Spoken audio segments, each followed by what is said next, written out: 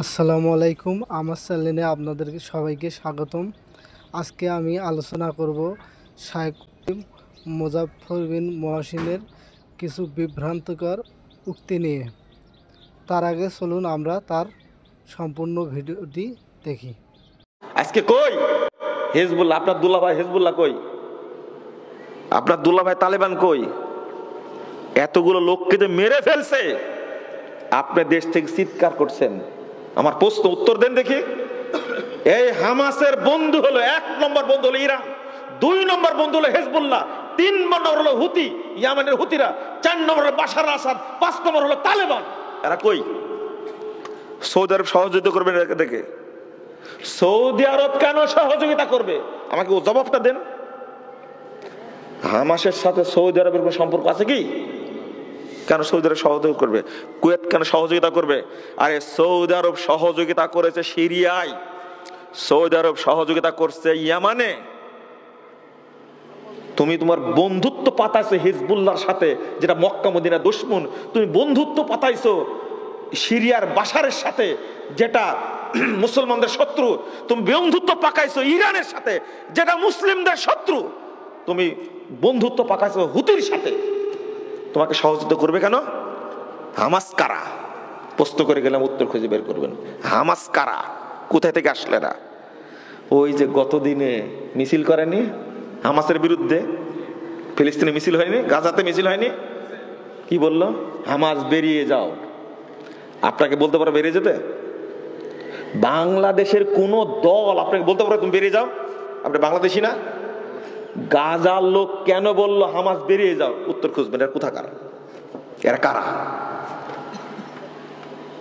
তুমি হামলা করলে কেন? ইরানের পরামর্শে, হিজবুল্লাহর পরামর্শে হামলা করলে কেন?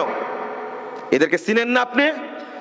সিরিয়ার মতো একটা দেশ যখন জয় হতে যাচ্ছে, বিজয় লাভ করবে, সেই সময়ে ইসরায়েল আর হিজবুল্লাহ যুদ্ধ বন্ধ করে দিল। ইরান, হিজবুল্লাহ, ইসরায়েল মিলে সিরিয়াকে ধরার জন্য আগালো। খেয়াল করেছেন আপনি? কলম লিখেছে ইংরেজিতে, আরবিতে, বাংলাতে অনুবাদ হয়েছে। আমাদের কথা না পড়ে দেখেন আপনারা। ওরা জাতে মাতাল তালে ঠিক। আপনি বললেই হলো মেনে নেব? আপনি তালেবানকে জামাই মনে করতে পারবেন, আপনি তালেবানকে দুলাভাই মনে করতে পারেন, আমি পারি না মনে করতে। আমি তাদেরকে চিনি, আমি তাদেরকে বুঝি। আপনি সিলের মতো চিল্লালেই হবে? আল্লামা আতিকুর রহমান কাশ্মীরি, তিনি কাশ্মীরের একজন রাজ পরিবার সাথে জড়িত। তিনি এসেছিলেন এই দারুল হুদায়, বক্তব্য কেউ কেউ শুনেছেন, গেছিলেন মনে হয়। আল্লামা আতিকুর রহমান কাশ্মীরি পরের দিনে নরসিংদী গেলেন, যাওয়ার পরে তালেবানদের সম্পর্কে স্পষ্ট বলে গেছেন। তালেবানরা কারা? এই আফগানিস্তানের আহলে হাদিসদের যত মসজিদ, সব মসজিদ তালা লাগা দিছে, নামাজ পড়তে দেয় না। মাদ্রাসাগুলো সব বন্ধ করে দিয়েছে। অন্তত 600 আলেমকে তালেবান হত্যা করেছে, যারা আপনাদের দুলাভাই নাহলে জামাই, তাই না? আপনি বললে হবে জীবন কতদিনের? জীবন কতদিনের? এমনি যদি মরে যায় আজকে, কেউ খোঁজ নিতে যাবে? মেরে ফেলেন, যায় আসে না। কিন্তু হক বলবো, একদিন প্রমাণ হবে ইনশাআল্লাহ। একদিন বুঝবেন আপনি। বলেন তো, ইসমাইল হানিয়া মারা গেল, ইরানে গিয়ে ইসমাইল হানিয়াকে মারলো কেন? ইরান কি জবাব দিবে? উত্তর দেন। হামাস প্রধান গেল ইরানে, ইসমাইল হানিয়াকে হত্যা করলো কে? তুমি কেমনে নিরাপত্তা দিলে?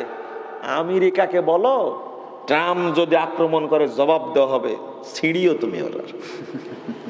চাপাবাজি যুদ্ধের ক্ষেত্রে চলে না, চলে শুধু মুসলিম উম্মাকে বিপদে ফেলার জন্য এই অবস্থা করছে। কথাগুলো খুব কষ্টে বলে ফেললাম, বুঝতে পারলেন? কষ্টে বলে ফেললাম। চাপাবাজি করবে কেন? তুমি কি করতে পারবা? আমেরিকা তুমি কি করতে পারবা?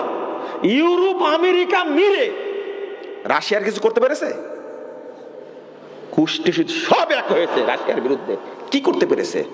অথচ আজকে ইরান, তুমি ইসরায়েলের সাথে পারছো না, ইসরায়েলের সাথে পারছো না, আমেরিকার সাথে পাল্লা দিবে।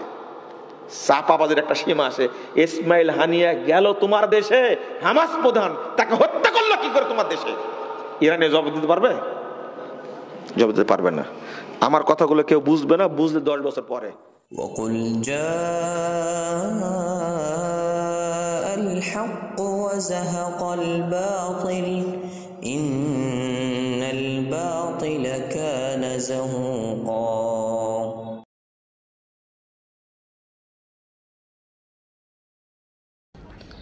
শাইখে তেল আবিব মুজাফফর বিন মহসিন বলেছেন, তালেবান আমাদের দুলাভাই।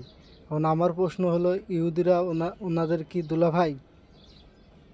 উনি ওনার বক্তব্যে বলেছেন, হামাসের অনেক ভুল ধরেছেন। হ্যাঁ, আমি স্বীকার করি হামাসের কিছু ভুলভ্রান্তি আছে, কিন্তু উনি হামাসের ভুল ধরেছেন। কিন্তু ওনারা এটা বলতেছেন না যে ইহুদিরা কেন এই জায়গায় আক্রমণ করলো, গাজা আক্রমণ করলো। কিন্তু ওনারা হামাসের ভুল ধরেছেন যে হামাস কেন এই ইসরায়েলে আক্রমণ করলো। আমার প্রশ্ন ওনার কাছে, হামাস যদি ইসরায়েল আক্রমণ না করতো তাহলে কি ইসরায়েল গাজা আক্রমণ করতো না? অবশ্যই আক্রমণ করতো, কিন্তু তারা হয়তো ইহুদিদের চক্রান্ত সম্পর্কে জানেন না।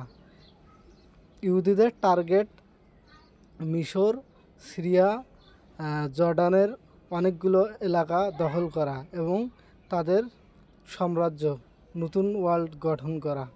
কাজেই তারা যদি ইসরায়েল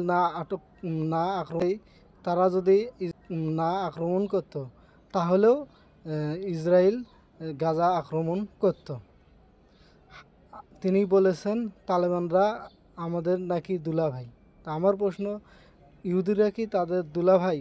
উনি আরও অভিযোগ করেছেন তালেবান অনেক আহলে হাদিস মসজিদ মাদ্রাসা বন্ধ করে দিয়েছে এবং আলেম হত্যা করেছে। আমার প্রশ্ন ওনার কাছে, আহলে হাদিস যদি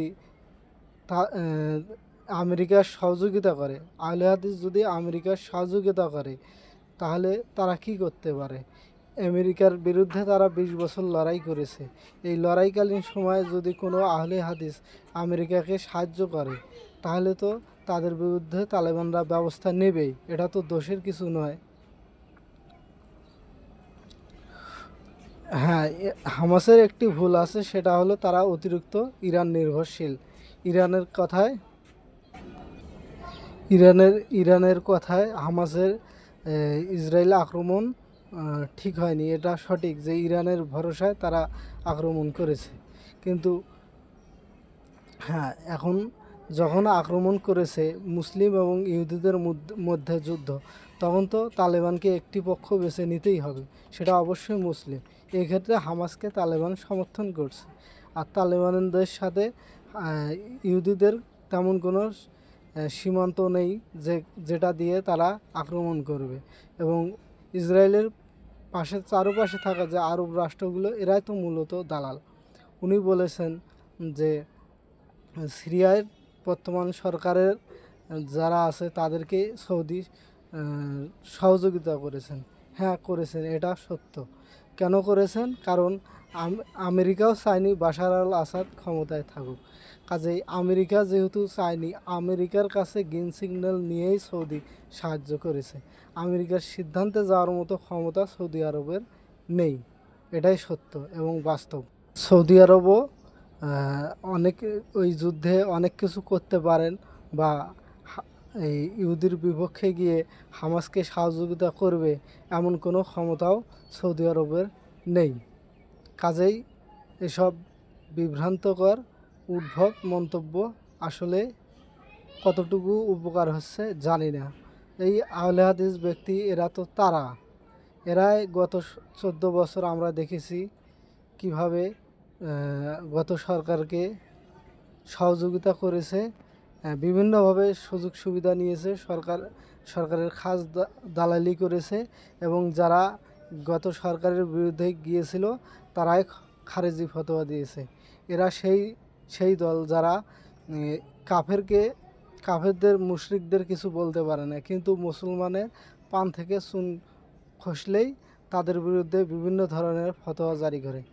আশা করি আপনারা সবাই এই সমস্ত বিভ্রান্তিকর আলেম ওলামা এবং বিভ্রান্তিকর ব্যক্তির থেকে দূরে থাকবেন, নিজের ঈমান এবং আমলকে রক্ষা করবেন। আসসালামু আলাইকুম। আমি আমার এই বক্তব্য এখানে শেষ করছি।